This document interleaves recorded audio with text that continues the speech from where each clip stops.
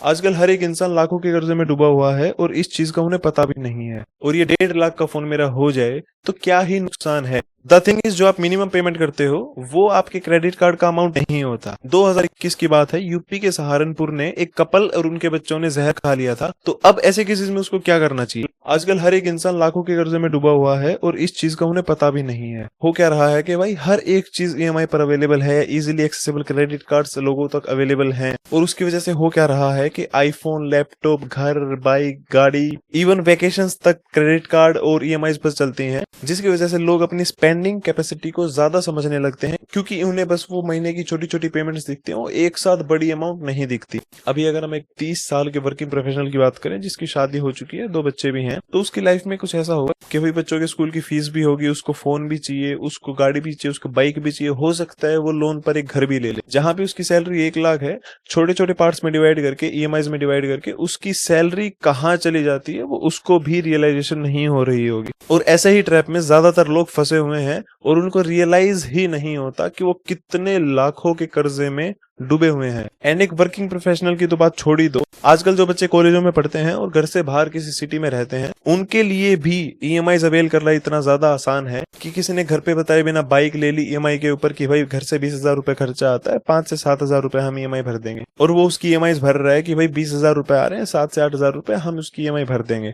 फिर आईफोन का क्रेज है, आईफोन एक स्टेटस सिंबल है, तो बच्चों को वो भी चाहिए, स्टूडेंट्स को वो भी चाहिए, तो एक वो भी ले लिया और उसकी 5 से 7,000 ईएमआई उसकी होगी। और अब ऐसे छोटे छोटे लोन्स को कर करके इवन कॉलेज स्टूडेंट भी इतने ज्यादा डेप्ट में हैं और ये छोटे छोटे ईएमआई कर करके खुद कॉलेज के बच्चे इतने ज्यादा कर्जे में डूबे हुए हैं कि उनको ये बात खुद से ही रियलाइज नहीं हो रही है। हार्वर्ड बिजनेस स्कूल की एक 2019 की रिसर्च थी जिसमें उन्होंने बताया था कि छोटी छोटी पेमेंट कर करके लोग इतना ज्यादा खर्चा करने लगते हैं क्योंकि उन्हें लगता है कि वो उनके बजट में है और उनकी साइकोलॉजी इस हिसाब से मॉडिफाई होने लगती है कि वो अपनी रियल स्पेंडिंग कैपेसिटी को भूलकर अपनी स्पेंडिंग कैपेसिटी को काफी ज्यादा बढ़ा लेते हैं just because of the small payments of EMIs. और ये सारे प्रोसेस से लोग इसलिए गुजर जाते हैं क्योंकि छोटी छोटी ईएमआई के चक्कर में वो बड़ा खर्चा कर देते हैं और उस चीज का उन्हें गिल्ट भी नहीं होता क्योंकि पेमेंट तो आपकी महीने में काफी छोटी सी जा रही है। और फिर इसी साइकोलॉजी का यूज कंपनीज करती हैं जिससे वो कंज्यूमर से ज्यादा इंपल्स बाय करवाती हैं और उनको ईएमआई के ट्रैप में फंसाते जाते हैं।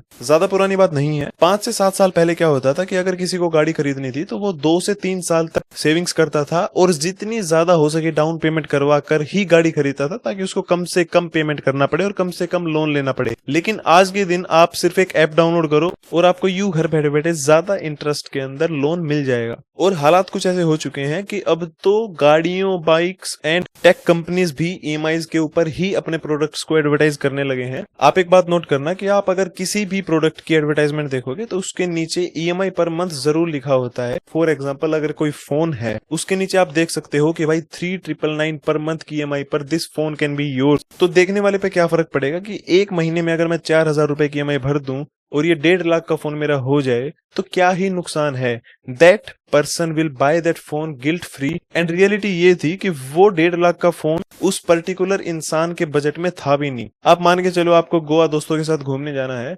There are services, there are opportunities, there are apps, there are website जहां पे आप बुक नाउ पे लेटर पर अपनी वेकेशंस भी बुक कर सकते हो। आप किसी मनोरंजन की जगह पे जा रहे हो, आप इंजॉय करने जा रहे हो, वो भी लोन लेके।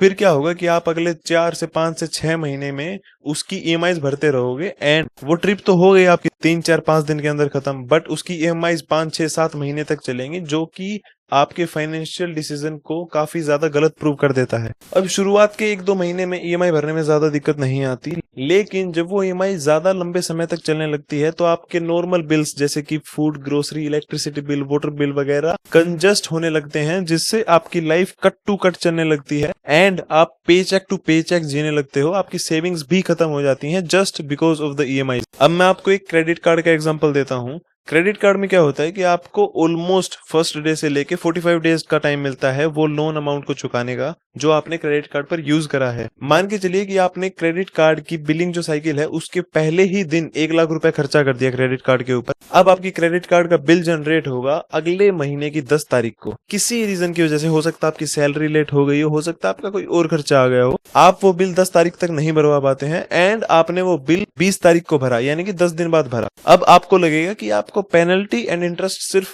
10 दिन का ही देना पड़ेगा कि 10 तारीख से लेके 20 तारीख के बीच में जो टाइम है, बट ऐसा बिल्कुल भी नहीं है। The thing is credit card ऐसे काम नहीं करता। अगर आप 10 तारीख से पहले उसकी पेमेंट करवा देते तो आपको of course 0 penalty charges, 0 interest पे करना पड़ता, लेकिन अभी आप जो 10 दिन ऊपर हो चुके हैं, पेनल्टी तो आपको 10 दिन की ही देनी पड़ेगी, लेकिन जो इंटरेस्ट है वो 10 दिन का नहीं देना, वो आपको पूरे 40 से 45 दिन का देना पड़ेगा। यानी कि आपने जिस दिन उस क्रेडिट कार्ड की फैसिलिटी को यूज करा था, उससे लेके 20 तारीख जहां पे आपने पे करा है, उतना इंटरेस्ट आपको देना पड़ेगा। एंड आप एक बार गूगल पर सर्च कर लेना, क्रेडिट कार्ड का इंटरेस्ट काफी ज्यादा होता है, और आप एक बार गूगल पे चेक कर लेना कि किसी भी क्रेडिट कार्ड का पर डे का इंटरेस्ट कितना ज्यादा होता है। अभी आपको लगेगा कि हम मिनिमम ड्यू पेमेंट कर करके हर महीने पे करते जाएंगे और किसी पॉइंट पे जाके आपका सारा क्रेडिट कार्ड का अमाउंट खत्म हो जाएगा, बट ऐसा नहीं होता। द थिंग इज, जो आप मिनिमम पेमेंट करते हो वो आपके क्रेडिट कार्ड का अमाउंट नहीं होता, वो होता है आपका इंटरेस्ट प्लस पेनल्टी अमाउंट। उसमें जो आपका प्रिंसिपल अमाउंट है वो काउंट ही नहीं करा जाता, जिसका मतलब है आप चाहे कितने भी महीने उस मिनिमम ड्यू को भरते जाओ, आपका लोन अमाउंट, आपका क्रेडिट कार्ड का बिल कभी भी खत्म नहीं होगा। अब ऐसे ही मिनिमम ड्यू की पेमेंट करते करते आपका सिविल स्कोर काफी ज्यादा नीचे चला जाएगा, एंड उसके साथ साथ रिकवरी कॉल, स्ट्रेस वगैरह भी बढ़ने लगेगा। और कई केसेस में ऐसा होता है कि आप किसी कोलेटरल थिंग को गिरवी रखते हो, जैसे कि घर, जेवर या फिर कुछ भी, तो वो भी जब्त होने के चांसेस बढ़ जाते हैं। अब फाइनेंशियल स्ट्रेस की वजह से जो मेंटल अफेक्ट होता है उसको इग्नोर नहीं किया जा सकता। 2021 की बात है, यूपी के सहारनपुर ने एक कपल और उनके बच्चों ने जहर खा लिया था, जस्ट बिकॉज उन्होंने जो ये थर्ड पार्टी एप्स होती हैं इनसे लोन ले रखा था, एंड जब उनकी कुछ पेमेंट्स ड्यू डेट से मिस हुई तो काफी कम टाइम में वो लोन काफी ज्यादा मल्टीप्लाई कर गया था, एंड उनके लिए वो लोन भरना भी काफी ज्यादा मुश्किल हो गया था। और रिकवरी एजेंट्स की कॉल, विजिट्स एंड इन सब के प्रेशर के चक्कर में उस कपल ने और उनके बच्चों ने जहर खा लिया था। और ऐसे फाइनेंशियल केसेस में ये एक अकेला एग्जांपल नहीं है। 2023 में भी भोपाल के एक ऑटो ड्राइवर ने सुसाइड कर ली थी, क्योंकि उससे उसकी ऑटो की EMI प्लस जो उसने थर्ड पार्टी ऐप से लोन्स लिए थे, उसका interest, penalty amount and principal amount नहीं भरा जा रहा था। और मैं ये केस आपको डराने के लिए नहीं बोल रहा हूँ, आपको सिर्फ इन चीजों का ध्यान रखना चाहिए कि फाइनेंशियली इररिस्पॉन्सिबल होने की वजह से आपको कितना ज्यादा mental pressure and stress face करना पड़ सकता है। अब अगर इसकी सॉल्यूशन की बात करें तो इसको एक एग्जांपल से समझते हैं। मान के चलो एक 25 साल का लड़का है जिसने जॉब लगते ही एक फोन, एक लैपटॉप और एक बाइक खरीद ली, जिसकी EMI बनती है 5, 5 और 10,000 रुपए, तो टोटल उसकी होगी 20,000 की EMI। और अपने इंडियन एजुकेशन सिस्टम में फाइनेंशियली अवेयरनेस या फिर ऐसी कोई चीजें नहीं पढ़ाई जाती, जिसकी वजह से ज्यादातर अडल्ट्स में फाइनेंशियल रिस्पॉन्सिबिलिटी नहीं है। तो ऐसे ही वो लड़का 20,000 की EMI में फंस गया, एंड धीरे धीरे उसकी नौबत आ गई कि वो मिनिमम ड्यू ही पे कर पाता था। और जैसा कि मैंने पहले वाले सेगमेंट में बताया था कि वो चाहे कितने भी टाइम के लिए मिनिमम ड्यू पे करता रहे, उसका वो लोन अमाउंट कभी भी खत्म नहीं होगा। तो अब ऐसे केसेस में उसको क्या करना चाहिए? इस चीज का सबसे सही और लाजमी सोल्यूशन तो ये है कि सबसे पहले अपने सबसे छोटे छोटे लोन्स को क्लियर करना शुरू करो, एंड धीरे धीरे सारे लोन्स को खत्म कर दो, बिना किसी एक्स्ट्रा लोन एंड बिना किसी एक्स्ट्रा EMI को अवेल करे। अब अगर ये भी नहीं हो रहा है और आपकी सिचुएशन काफी ज्यादा खराब है, तो I will suggest one thing, किसी दोस्त से, फैमिली से या फिर किसी भी बैंक से एक पर्सनल लोन उठाओ।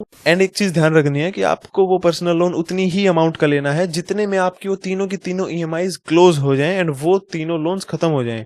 रीजन बीइंग, एक पर्सनल लोन के इंटरेस्ट के मुकाबले क्रेडिट कार्ड का loan and third party apps का इंटरेस्ट काफी ज्यादा होता है। तो आपको जो इतना ज्यादा मेंटल स्ट्रेस था 3-3 EMIs भरने का, वो भी काफी ज्यादा कम हो जाएगा, एंड आप उस एक्सट्रीम इंटरेस्ट के चार्जेस से भी बच जाओगे। लेकिन पर्सनल लोन लेने से पहले मेक श्योर कि आप उसी बैंक से पर्सनल लोन लो जिसमें आपको सबसे कम इंटरेस्ट लगे, एंड उस पर्सनल लोन की 2-3 चीजें जरूर चेक करो, जैसे कि उसमें कोई हिडन चार्जेस है या नहीं है, या फिर उसका फोरक्लोजर पीरियड क्या है, और उसकी फोरक्लोजर चार्जेस भी कितने हैं। फोरक्लोजर चार्जेस एंड पीरियड क्या होता है कि मान के चलो आपने एक पर्सनल लोन लिया, तो बैंक आपको पर्टिकुलर टाइम पीरियड देगा कि उससे पहले अगर आप किसी भी लोन को क्लोज करवाओगे तो आपको कुछ सर्टेन अमाउंट ऑफ चार्जेस पे करने पड़ेंगे। सो मेक श्योर कि आपके फोरक्लोजर का पीरियड ज्यादा ना हो, जिससे अगर आपके पास सेविंग्स होती हैं तो आप उस लोन को एक साथ क्लोज करवा सको, एंड कोई हिडन चार्जेस भी ना हो, ये चीज भी मेक श्योर करना। अपने सपनों को छोड़ो मत, लेकिन उनको थोड़ा टाइम दो, सेविंग्स करो, उसके बाद अपने सपने पूरे करो।